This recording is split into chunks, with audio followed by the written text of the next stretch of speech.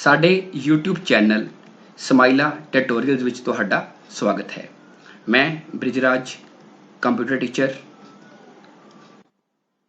ਅੱਜ ਅਸੀਂ subject computer science class +2 chapter 3 user defined function ਪੜਾਂਗੇ। ਇਸ ਚੈਪਟਰ ਦੇ ਵਿੱਚ ਜਿਹੜਾ ਅੱਜ ਅਸੀਂ ਟੌਪਿਕ ਕਵਰ ਕਰਾਂਗੇ ਉਹ ਹੈ ਕੰਪੋਨੈਂਟਸ ਆਫ ਫੰਕਸ਼ਨ। मतलब कि फंक्शन दे भाग कि फंक्शन दे किन्ने भाग होंदे हन। फंक्शन दे तीन कंपोनेंट होंदे हन। Number 1 function declaration, number 2 function call and number 3 function definition. आओ देखते हाँ। सब तो पहले आपां गल करते हाँ फंक्शन डेक्लेरेशन दी। इसनूं फंक्शन प्रोटोटाइप भी कहा जाता है। इस दी वरतों फंक्शन नूं डिक्लेयर करन लई कीती जांदी है। इसनूं मेन फंक्शन तो पहला डिक्लेयर किया जाता है। इस दे अंत विच सैमीकोलन दी वरतों हुंदी है। इसी तरह इंग्लिश मीडियम विच it is also known as function prototype. It is used to declare a function. It is declared before main function. Semicolon is used at the end of function declaration. Simple शब्दां च असीं की कहांगे prototype का मतलब, डैक्लरेशन का मतलब, जो असी कोई भी सी का प्रोग्राम बनाने हाँ तो असी प्रोग्राम के अंदर वेरीएबल डिक्लेयर करते हाँ। वेरीएबल असी इसलिए डिक्लेयर करते हाँ क्योंकि जो प्रोग्राम के अंदर कोई वैल्यू शो करनी होवे, प्रिंट करवानी होवे तो सानू कोई ना कोई वेरीएबल चाहिए है जिहदे विच रिजल्ट नूं स्टोर किया जा सके।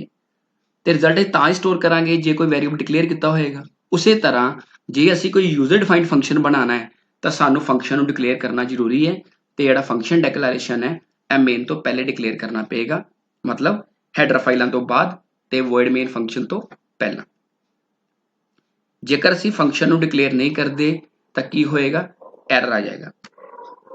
फॉर एग्जाम्पल वॉइड सम जिदा लिखा है इत्थे वॉइड की है रिटर्न टाइप है, सम की है, सम है फंक्शन का नाम। वॉइड सम इंट ए कोमा इंट बी, इत्थे वॉइड रिटर्न टाइप है जिन्होंने डाटा टाइप बोलते हैं। सम फंक्शन का नाम है तो जेडे इंट ए कोमा बी है यह दोनों की है ने, यह दोनों है ने आर्गूमेंट्स। क्योंकि जिहड़ी चीज़ असीं ब्रैकेट के अंदर लाते हाँ उन्होंने की बोलते हैं आर्गूमेंट। तो ये लास्ट में सैमीकोलन आया है। सैमीकोलन इस करके आया कि फंक्शन डिक्लेयर कर किया सी इस करके। फंक्शन का जिहड़ा दूसरा कंपोनेंट हैगा उन्होंने बोलते हैं फंक्शन कॉल। इसनूं कॉलिंग फंक्शन भी कहा जाता है। इस दी वरतों फंक्शन नूं कॉल करन लई कीती जांदी है। इसनूं मेन फंक्शन दे अंदर डिक्लेयर किया जाता है जां लिखिया जाता है। इस दे अंत विच सैमीकोलन दी वरतों हुंदी है। इंग्लिश मीडियम विच it is also known as calling function. It is used to call a function. It is declared within main function. Semicolon is used at the end of this. Function call का मतलब है कि function नूं असीं किद्दां वरतना है जां किद्दां बुलाउणा है। इनू असीं मेन फंक्शन के अंदर इस करके डिक्लेयर करते हाँ क्योंकि तुहानूं पता है कि सी का जिहड़ा प्रोग्राम है जिहदी उहदी एक्चुअल वर्किंग है वो किहदे अंदर हुंदी है, मेन फंक्शन के अंदर। इसलिए जेकर असीं फंक्शन नूं वरतना चाहते हैं कि जिहड़ा फंक्शन बनाया असीं तो उहनूं कित्थे डिक्लेयर करांगे, मेन फंक्शन के अंदर। तो असीं फंक्शन नूं जिन्नी वारी मर्जी कॉल कर सकते हाँ, इहदी कोई लिमिट नहीं हैगी। फॉर एग्जाम्पल जिद्दां मैं उत्ते फंक्शन डिक्लेयर किया है इंट सम, ਇਹਦੇ ਵਿੱਚ ਅਸੀਂ फंक्शन का नाम लवांगे ਉਹਦੇ ਨਾਲ डाटा टाइप नहीं लवांगे, मतलब फंक्शन का नाम ਤੇ ਨਾਲ ब्रैकेट। इसी तरह नीचे जेकर आर्गूमेंट पास किए है तो फंक्शन का नाम ਤੇ ब्रैकेट च ए कोमा बी भी की है आर्गूमेंट। ਇਹਦੇ लास्ट ਵਿੱਚ भी सैमीकोलन की वरतों होगी क्योंकि ਇਹਦੇ ਵਿੱਚ फंक्शन ਅਸੀਂ ਵਰਤਦੇ ਪਏ ਹਾਂ। फंक्शन का थर्ड कंपोनेंट है फंक्शन डेफिनेशन। फंक्शन डेफिनेशन नूं कोड फंक्शन भी कहा जाता है। इस दी वरतों फंक्शन की बॉडी नूं परिभाषित करने लई कीती जाती है। फंक्शन की बॉडी नूं परिभाषित करने लई करली ब्रेसिस की वरतों हुंदी है जिस तरह मेन फंक्शन च वरतते हैं। इसनूं मेन फंक्शन तो बाद परिभाषित किया जाता है। इस दे अंत विच सैमीकोलन की वरतों नहीं हुंदी। इंग्लिश मीडियम च it is also known as called function. It is used to define the body of a function. Curly braces are used to define the body of function. It is declared after main function. Semicolon is not used at the end of this. मतलब कि function की जो पूरी working हैगी है, जो function का पूरा जिहड़ा काम है, जो फंक्शन की पूरी बॉडी है वो असीं डेफिनेशन च डिफाइन करांगे। मतलब फंक्शन ਕੀ ਕੰਮ ਕਰੇਗਾ, ਫੰਕਸ਼ਨ ਨੂੰ ਆਪਾਂ ਕੀ ਇੰਸਟਰਕਸ਼ਨ ਦੇਣੀ ਹੈ, ਫੰਕਸ਼ਨ ਨੂੰ ਕਿਹੜਾ ਕੰਮ ਲੈਣਾ ਹੈ, ਉਹ ਸਾਰਾ ਕਿਹਦੇ ਚ ਆਏਗਾ, ਫੰਕਸ਼ਨ ਡੈਫੀਨੇਸ਼ਨ ਚ। ਤੁਹਾਨੂੰ ਦੱਸਿਆ ਹੈ ਕਿ ਇਹਦੇ ਅੰਦਰ ਕਰਲੀ ਬ੍ਰੇਸਿਸ ਦੀ ਵਰਤੋਂ ਹੋਣੀ ਹੈ। ਜਿਸ ਤਰ੍ਹਾਂ ਮੇਨ ਫੰਕਸ਼ਨ ਦੇ ਅੰਦਰ ਆਪਾਂ ਕਰਲੀ ਬ੍ਰੇਸਿਸ ਲੈ ਕੇ ਚੱਲਦੇ ਹਾਂ, ਉਸੇ ਤਰ੍ਹਾਂ ਫੰਕਸ਼ਨ ਡੈਫੀਨੇਸ਼ਨ ਦੇ ਅੰਦਰ ਵੀ ਅਸੀਂ ਕਰਲੀ ਬ੍ਰੇਸਿਸ ਲੈ ਕੇ ਚੱਲਾਂਗੇ। ਕਿਉਂ ਕਿ ਇਹਦੀ ਕਰਲੀ ਬ੍ਰੇਸਿਸ ਦੇ ਅੰਦਰ ਹੀ ਫੰਕਸ਼ਨ ਦੀ ਸਾਰੀ ਵਰਕਿੰਗ ਹੋਵੇਗੀ। ਇਹਦੇ ਲਾਸਟ ਵਿੱਚ ਸੈਮੀਕੋਲਨ ਦੀ ਵਰਤੋਂ ਨਹੀਂ ਹੁੰਦੀ। ਉਹ ਕਿਉਂ ਨਹੀਂ ਹੁੰਦੀ? ਤੁਹਾਨੂੰ ਪਤਾ ਕਿ ਸੈਮੀਕੋਲਨ ਕਿਸ ਕੰਮ ਆਉਂਦਾ ਹੈ? ਸੈਮੀਕੋਲਨ ਆਉਂਦਾ ਹੈ ਕਿਸੇ ਸਟੇਟਮੈਂਟ ਜਾਂ ਫੰਕਸ਼ਨ ਨੂੰ ਟਰਮੀਨੇਟ ਕਰਨ ਲਈ। ਅਸੀਂ ਫੰਕਸ਼ਨ ਡੈਕਲੇਰੇਸ਼ਨ 'ਚ ਵੀ ਸੈਮੀਕੋਲਨ ਲਗਾਇਆ ਹੈ ਤੇ ਕੋਲ 'ਚ ਵੀ ਲਗਾਇਆ। ਕਿਉਂ? ਉੱਥੇ ਸਿਰਫ ਡਿਕਲੇਅਰ ਕੀਤਾ ਜਾਂ ਯੂਜ਼ ਕੀਤਾ ਹੈ। ਜੇ ਜੋ ਫੰਕਸ਼ਨ ਨੂੰ ਡਿਫਾਈਨ ਕਰਨਾ ਹੈ ਤਾਂ ਸੈਮੀਕੋਲਨ ਨਹੀਂ ਲਗਾਵਾਂਗੇ, ਕਿਉਂਕਿ ਜੇ ਆਪਾਂ ਫੰਕਸ਼ਨ ਦੀ ਡੈਫੀਨੇਸ਼ਨ ਦੇ ਨਾਲ ਹੀ ਸੈਮੀਕੋਲਨ ਲਗਾ ਦਾਂਗੇ ਤੇ ਫੰਕਸ਼ਨ ਵਰਕ ਨਹੀਂ ਕਰ ਪਾਏਗਾ ਤੇ ਸਟਾਰਟਿੰਗ 'ਚ ਹੀ ਟਰਮੀਨੇਟ ਹੋ ਜਾਏਗਾ ਤੇ ਐਰਰ ਆਉਣ ਦੇ ਚਾਂਸ ਰਹਿਣਗੇ। ਫॉर एग्जांपल मैं लिखा है void sum int a int b करली ब्रेसिस फंक्शन बॉडी। ਇਹਦੇ ਵਿੱਚ ਅਸੀਂ ਕੀ ਕੀਤਾ ਹੈ, ਫੰਕਸ਼ਨ ਨੂੰ ਡਿਫਾਈਨ ਕੀਤਾ ਹੈ ਕਿ ਜੋ ਵੀ ਫੰਕਸ਼ਨ ਦਾ ਕੋਡ ਹੋਏਗਾ ਉਹਦੇ ਅੰਦਰ ਆਏਗਾ। ਉਹ ਅਸੀਂ ਫੰਕਸ਼ਨ ਦੇ ਕੰਪੋਨੈਂਟਸ ਨੂੰ ਇੱਕ ਪ੍ਰੋਗਰਾਮ ਦੀ ਮਦਦ ਦੇ ਨਾਲ ਸਮਝਦੇ ਹਾਂ। ਸਭ ਤੋਂ ਪਹਿਲੇ ਮੈਂ ਲਿਖਿਆ ਕੰਪੋਨੈਂਟਸ ਆਫ ਫੰਕਸ਼ਨ। ਇਹਨੂੰ ਕੀ ਬੋਲਦੇ ਹੈ? ਇਹਨੂੰ ਬੋਲਦੇ ਹੈ ਕਮੈਂਟ ਲਾਈਨ ਜਾਂ ਡਾਕੂਮੈਂਟੇਸ਼ਨ ਸੈਕਸ਼ਨ। ਸਟੂਡੀਓ ਐਚ ਤੇ ਕੋਨੀਅਰ ਐਚ ਇਹ ਦੋਨੋਂ ਕੀ ਨੇ? ਹੈਡਰ ਫਾਈਲਸ ਜਿਹੜੀਆਂ ਹਰ ਪ੍ਰੋਗਰਾਮ ਦੀ ਸ਼ੁਰੂਆਤ 'ਚ ਦੇਣੀਆਂ ਪੈਂਦੀਆਂ ਨੇ। ਹੁਣ ਦੇਖੋ ਮੈਂ ਲਿਖਿਆ void ab void xy। ਇਹ ਕੀ ਹੈਗਾ? Function declaration. ਮੈਨੂੰ ਕਮੈਂਟ ਲਾਈਨ ਨਾਲ ਲਿਖ ਛੜਿਆ ਤੁਹਾਨੂੰ ਸਮਝਾਉਣ ਲਈ। ਇਹ ਆਪਸ਼ਨਲ ਹੈਗਾ, ਚਾਹੇ ਤੁਸੀਂ ਲਗਾਓ ਚਾਹੇ ਨਾ ਲਗਾਓ।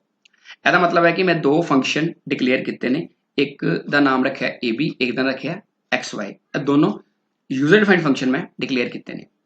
void main clear screen। ਇੱਕ ਵਾਰੀ ਇਹ 'ਚ ਮੈਂ ਲਿਖਿਆ ਹੈ ab, ਇਹ ਕੀ ਹੈ? ਫੰਕਸ਼ਨ ਕੋਲ। ਤੁਹਾਨੂੰ ਦੱਸਿਆ ਸੀ ਕਿ ਜਦੋਂ ਮੇਨ ਫੰਕਸ਼ਨ ਦੇ ਅੰਦਰ ਅਸੀਂ ਫੰਕਸ਼ਨ ਨੂੰ ਯੂਜ਼ ਕਰਦੇ ਹਾਂ ਉਹ ਕੀ ਬਣ ਜਾਂਦਾ? ਫੰਕਸ਼ਨ ਕੋਲ। ਫਿਰ ਲਿਖਿਆ printf this is an example of function, /n ਲਗਾਇਆ। /n ਤੁਹਾਨੂੰ ਪਤਾ ਕਿ ਨਿਊ ਲਾਈਨ ਤੇ ਜਾਣ ਲਈ ਅਗਰ ਅਸੀਂ /n ਨਾ ਲਗਾਈਏ ਤੇ ਸਾਰੀ ਆਊਟਪੁੱਟ ਇੱਕ ਹੀ ਲਾਈਨ ਵਿੱਚ ਆ ਸਕਦੀ ਹੈ। ਫਿਰ xy ਫੰਕਸ਼ਨ ਨੂੰ ਅਸੀਂ ਕਾਲ ਕੀਤਾ। ਫਿਰ ਲਿਖਿਆ ਵੈਲਕਮ। ਫਿਰ ab ਫੰਕਸ਼ਨ ਨੂੰ ਕਾਲ ਕੀਤਾ। ਫਿਰ ਐਂਡ ਆਫ ਪ੍ਰੋਗਰਾਮ ਲਿਖਿਆ। ਫਿਰ xy ਲਿਖਿਆ। ਹੁਣ ਇੱਥੇ ਦੇਖ ਰਹੇ ਹੋ ਕਿ ਹਾਲੇ ਤੱਕ ਮੈਂ ਫੰਕਸ਼ਨ ਦੇ ਦੋ ਕੰਪੋਨੈਂਟਸ ਇੰਟਰੋਡਿਊਸ ਕਰਾਏ ਹੈ, ਇੱਕ ਡੈਕਲੇਰੇਸ਼ਨ ਤੇ ਇੱਕ ਕੋਲ। ਜਦੋਂ ਤੁਹਾਡੀ ਫੰਕਸ਼ਨ ਦੀ ਲਾਸਟ ਮੇਨ ਫੰਕਸ਼ਨ ਦੀ ਕਰਲੀ ਬ੍ਰੇਸ ਖਤਮ ਹੋ ਜਾਏਗੀ, ਉਸ ਤੋਂ ਬਾਅਦ ਅਸੀਂ ਕੀ ਡਿਫਾਈਨ ਕਰਨਾ ਹੈ? Function definition. ਇਹ ਦੇਖੋ ਮੈਂ ਫੰਕਸ਼ਨ ਲਿਆ void ab, ਇਹਨੂੰ ਕਮੈਂਟ ਲਾਈਨ ਫੰਕਸ਼ਨ ਡੈਫੀਨੇਸ਼ਨ ਦਿੱਤਾ। ਤੁਹਾਨੂੰ ਪਹਿਲੇ ਵੀ ਦੱਸਿਆ ਹੈ ਕਿ ਕਮੈਂਟ ਲਾਈਨ ਆਪਸ਼ਨਲ ਹੁੰਦੀ ਹੈ। ਇਹਦੇ ਅੰਦਰ ਮੈਂ ਸਟਾਰ ਸਿੰਬਲ ਲਿਖਤਾ 15 ਵਾਰੀ। ਤੁਸੀਂ ਜਿੰਨੀ ਵਾਰੀ ਮਰਜ਼ੀ ਲਿਖ ਸਕਦੇ ਹੋ, ਕੋਈ ਲਿਮਿਟ ਨਹੀਂ ਹੈਗੀ, ਜਿੰਨੇ ਸਕਰੀਨ ਤੇ ਆ ਸਕਦੇ ਨੇ। ਤੇ xy ਫੰਕਸ਼ਨ ਹੈ, ਇਹਦੇ ਵਿੱਚ ਮੈਂ printf 'ਚ ਕੀ ਲਿਖਿਆ? ## 15 ਵਾਰੀ। ਹੁਣ ਜਦੋਂ ਅਸੀਂ ਇਸ ਪ੍ਰੋਗਰਾਮ ਨੂੰ ਰਨ ਕਰਾਂਗੇ ਤੇ ਤੁਹਾਨੂੰ ਪਤਾ ਹੈ ਕਿ ਪ੍ਰੋਗਰਾਮ ਸਾਡਾ ਹਮੇਸ਼ਾ ਮੇਨ ਫੰਕਸ਼ਨ ਤੋਂ ਰਨ ਹੁੰਦਾ ਹੈ। void main ਕਰਲੀ ਬ੍ਰੇਸਿਸ ਕਲੀਅਰ ਸਕਰੀਨ। ਸਭ ਤੋਂ ਪਹਿਲੇ ਸਕਰੀਨ ਕਲੀਅਰ ਹੋ ਜਾਏਗੀ। ab ਫੰਕਸ਼ਨ ਜਦੋਂ ਆਇਆ ਤੇ ab ਫੰਕਸ਼ਨ ਨੇ ਜੰਪ ਕਰਕੇ ਚਲੇ ਜਾਣਾ ਹੈ ਫੰਕਸ਼ਨ ਡੈਫੀਨੇਸ਼ਨ ਤੇ। ਤੇ ਫੰਕਸ਼ਨ ਡੈਫੀਨੇਸ਼ਨ ਦੇ ਵਿੱਚ ਕਿਹੜੀ ਲਾਈਨ ਲਿਖੀ ਦੀ ਹੈ? ** ਵਾਲੀ। ਤੇ ਇਹਦਾ ਮਤਲਬ ਹੋਏਗਾ ਕਿ ਜਦੋਂ ਅਸੀਂ ਪ੍ਰੋਗਰਾਮ ਨੂੰ ਕੰਪਾਈਲ ਕਰਾਂਗੇ, alt F9 ਨਾਲ ਕੰਪਾਈਲ ਕਰਾਂਗੇ, control F9 ਨਾਲ ਰਨ ਕਰਾਂਗੇ ਤੇ ਅਸੀਂ ਕੀ ਦੇਖਾਂਗੇ ਕਿ ਜਦੋਂ ab ਫੰਕਸ਼ਨ ਚਲੇਗਾ ਤੇ ਕੀ ਹੋਏਗਾ? ਇਹਦੀ ਜਗ੍ਹਾ ਤੇ ਕਿਹੜੀ ਲਾਈਨ ਰਿਪਲੇਸ ਹੋ ਜਾਏਗੀ? * ਵਾਲੀ। ਇਸ ਤਰ੍ਹਾਂ ਲਾਈਨ ਆ ਜਾਏਗੀ। ਫੰਕਸ਼ਨ ਖਤਮ, ab ਫੰਕਸ਼ਨ ਖਤਮ, ਫਿਰ ਦੁਬਾਰਾ ਮੇਨ 'ਚ ਆ ਗਿਆ। ਹੁਣ ਇੱਥੇ ਕੀ ਲਿਖਿਆ ਹੈ? this is an example of function, /n ਲਗਾਇਆ। ਇਸ ਕਰਕੇ ਨੈਕਸਟ ਲਾਈਨ 'ਚ ਕੀ ਆ ਜਾਏਗਾ? this is an example of function। ਹੁਣ ਉਸ ਤੋਂ ਬਾਅਦ ਕੀ ਲਿਖਿਆ ਹੈ? xy। ਜੇ ਹੁਣ xy ਲਿਖਿਆ ਹੈ ਤੇ ਕੀ ਹੋਏਗਾ? ਹੁਣ ਫੰਕਸ਼ਨ ਇੱਥੋਂ ਜੰਪ ਕਰਕੇ ਜਾਏਗਾ ਫੰਕਸ਼ਨ ਡੈਫੀਨੇਸ਼ਨ xy ਕੋਲ। ਤੇ xy ਦੇ ਅੰਦਰ ਕਿਹੜੀ ਲਾਈਨ ਲਿਖੀ ਹੈ? ਯੈਸ, ## ਵਾਲੀ। ਤੇ ਇਹਦਾ ਮਤਲਬ ਹੈ ਕਿ ਜਦੋਂ ਹੁਣ xy ਫੰਕਸ਼ਨ ਦਾ ਰੈਫਰੈਂਸ ਆਇਆ ਹੈ ਤੇ ਅਸੀਂ ਫੰਕਸ਼ਨ ਨੂੰ ਜਦੋਂ ਚਲਾਵਾਂਗੇ ਤੇ ਕੀ ਆਏਗਾ? # ਵਾਲੀ ਲਾਈਨ ਜਿਹੜੀ ਹੈ 15 ਵਾਰੀ ਉਹ ਰਿਪੀਟ ਹੋ ਜਾਏਗੀ। ਫੰਕਸ਼ਨ ਖਤਮ ਹੋ ਗਿਆ, ਦੁਬਾਰਾ ਮੇਨ 'ਚ ਵਾਪਿਸ ਆ ਗਿਆ। ਹੁਣ ਮੇਨ 'ਚ ਕੀ ਲਿਖਿਆ ਹੈ? ਵੈਲਕਮ। ਹੁਣ ਕੀ ਆਏਗਾ? ਵੈਲਕਮ। ਯੈਸ। ਹੁਣ ਕੀ ਆ ਗਿਆ? ab।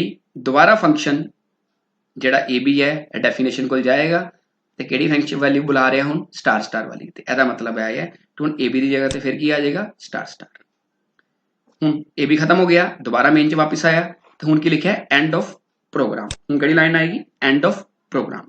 ਉਹ ਲਾਸਟ ਵਿੱਚ ਕੀ ਹੈ? xy। ਦੁਬਾਰਾ xy ਫੰਕਸ਼ਨ ਕਾਲ ਹੋਏਗਾ ਤੇ xy ਫੰਕਸ਼ਨ 'ਚ ਕਿਹੜੀ ਲਾਈਨ ਲਿਖੀ ਦੀ ਹੈ? ## ਵਾਲੀ। ਤੇ 15 ਵਾਰੀ ਕੀ ਆ ਜਾਏਗਾ? ##।